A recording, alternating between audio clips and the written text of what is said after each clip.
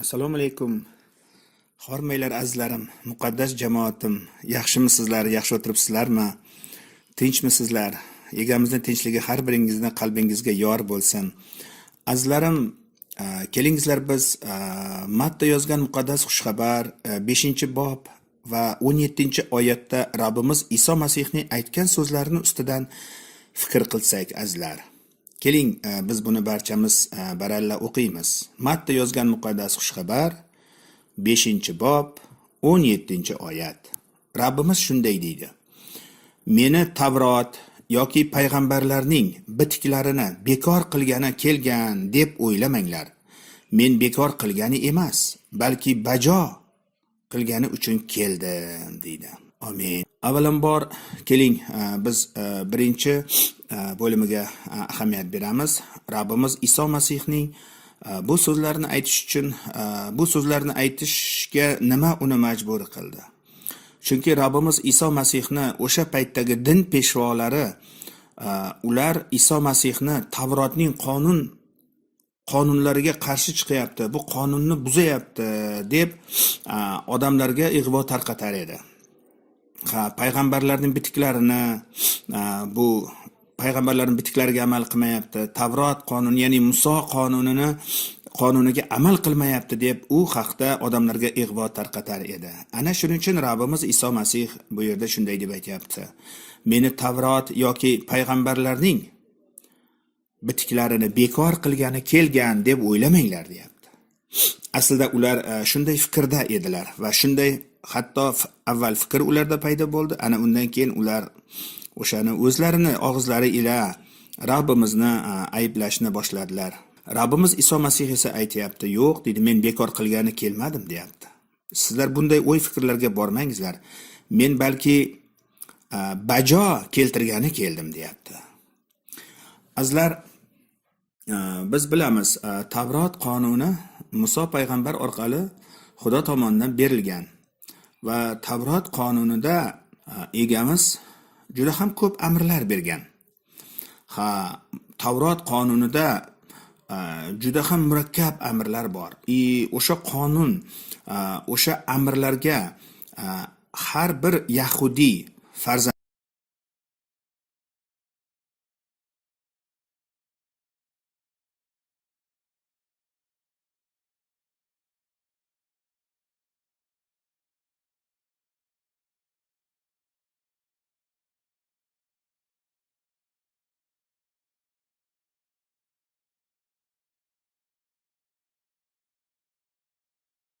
demak, qonunni buzgan odam esa albatta u hukm etiladi deyilgan.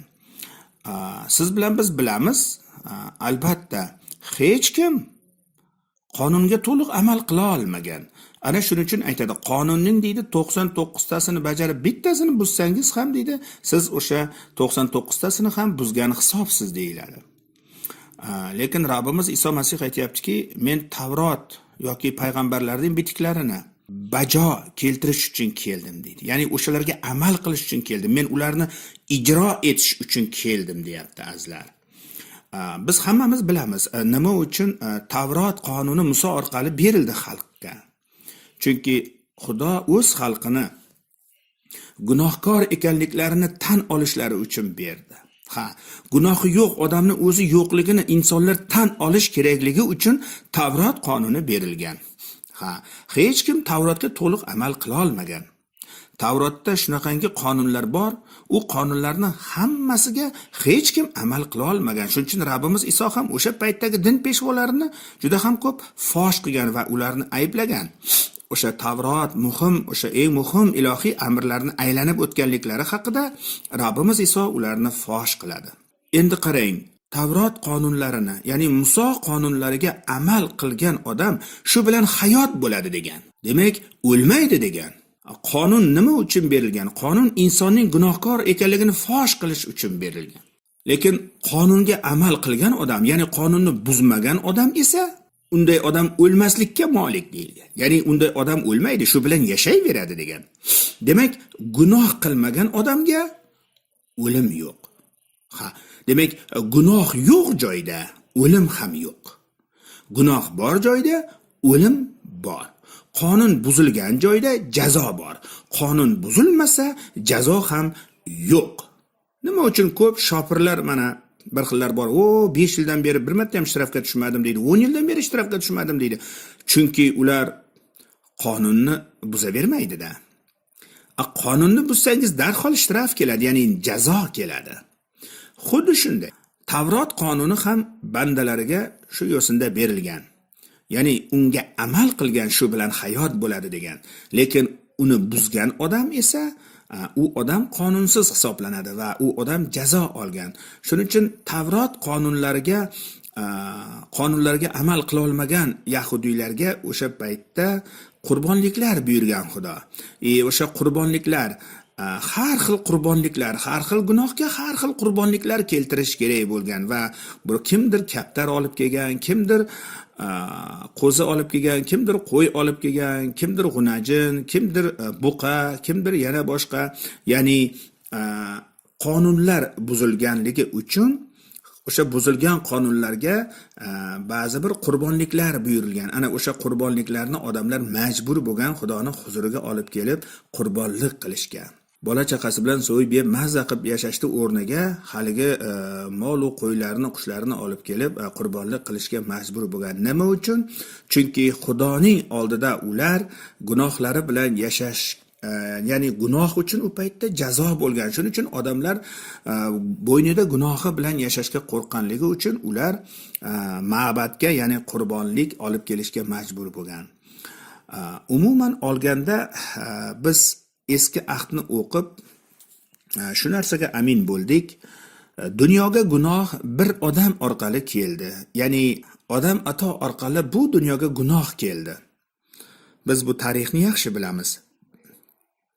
Shuning uchun endi hamma tug'ilgan har bir odamlar ibtidoiy gunohni ta'sirida tug'ilyapti. Bugungi shu kungacha. Bu Tavrot qonuni har bir odamni ishonadimi, ishonmaydimi, millatidan qat'iy nazar, dinidan qat'iy nazar, Muso orqali berilgan Tavrot qonuni har bir odamni gunohkor ekanligini tasdiqlab turadi. Chunki ilk bor Tavrot qonuni berilganda hali yer yuzida hech bir qonun bo'lmagan edi. Shuning uchun u paytda hamma o'z bilganicha yashagan. Nimani to'g'ri desa, o'shani to'g'ri deb yashab kelgan. Lekin Xudoy taolo ilk bor falak ostida Muso payg'ambar orqali odam zotga qonunlar berdi. Bularning ichida eng muhim qonun bu 10 ta qonun, 2 ta tosh lavhasiga Xudoning qo'llari bilan yozilgan, barmoqlari ila. Ya'ni u yerda biz odam o'ldirma, soxta guvohlik berma, ota-onangni hurmat qil, o'g'irlik qilma, yovuzlik, ya'ni qo'shnini moliga, qo'shnini xotiniga, uni biror bir buyumiga ko'z olaytirma, Xudodan boshqa hech narsani Xudo dema. Umuman qonunlar mana shu 10 ta amrdan boshqa yana ham ko'p qonun, amrlar berilgan. Ya'ni Isroil xalqi uchun. Ana o'shanda sunnat ham berilgan azizlar. Mana endi o'sha qonunlarni Xudo nima uchun berdi? Toki odamlar o'zlarini gunohkor ekanliklarini bilib, tushunib, yetib, Xudoga yuz tutishlari uchun, Xudodan qo'rqishlari uchun, kelajak dunyoni borligi haqida odamlar tavbaga kelishlari uchun. Lekin boyaga aytganimdek qonunda aytilgan, kim qonunni buzmasa, amrlarni buzmasa, shu bilan hayot bo'ladi degan, shu bilan yashayveradi degan. Lekin siz bilan biz bilamiz, o'lim nima uchun odam otaning boshiga keldi? Chunki ular Xudoning amrini buzgani uchun o'lim ularning hayotiga hukmron bo'ldi. Va shu tariqa odam ota va momo Havodan ko'paygan har bir odamni boshiga o'lim keldi. O'lim odamning tanasi uchun gunoh evaziga jazo bo'lib Xudo tomonidan berildi azizlar. Ana shuning uchun Rabbimiz Iso Masih 2000 yil oldin Xudoning belgilagan vaqtida inson tanasida tug'ilyapti. Xudoning bag'ridan chiqqan abadiy hayot, Kalamulloh, ya'ni Xudoy taoloning so'zi inson qiyofasiga kirib tushyapti. Alleluya.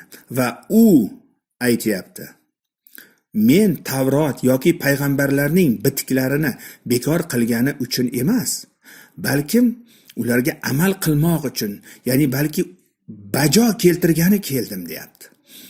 Chunki Iso Masihgacha hech kim uni to'liq Tavrot qonunlariga amal qila olmadi. Har bir inson Tavrot qonuniga amal qila olmaganligi uchun har bir inson baribir Xudoning oldida gunohkor bo'lib qolaverdi. Ana shuning uchun kalomda yoziladi: hamma gunoh qilgan va Xudoning saltanatidan mahrum bo'ldi deydi.